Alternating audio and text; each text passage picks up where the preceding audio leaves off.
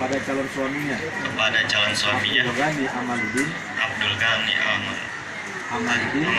bin Jumadi dengan mas kawinnya uang Rp100.000 dan cincin emas 5,1 gram dibayar tunai.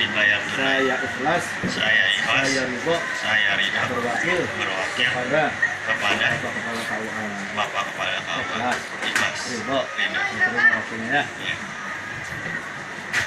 Pegang tangannya jadi ini kayak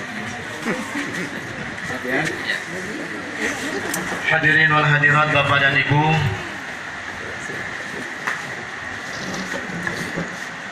mari sama-sama kita saksikan dan kita doakan semoga Abdul Ghani dan Fitriah yang akan mengarungi bahtera rumah tangga, bil barokah doa kita Allah jadikan rumah tangganya sakinah mawaddah warahmah, senantiasa dalam limpahan berkah ridha dari Allah Subhanahu wa taala. Alhamdulillah nahmaduhu wa nasta'inuhu wa nastaghfiruh wa na'udzu billahi min shururi anfusina wa sayyiati a'malina. Man yahdihillahu fala mudilla lahu wa man yudlil fala hadiya lahu. Ashhadu an la ilaha illallah wahdahu la syarika lahu wa ashhadu anna sayyidana Muhammadan 'abduhu wa rasuluh أرسله بالهدى ودين الحق ليظهره على الدين كله ولو كره المشركون أما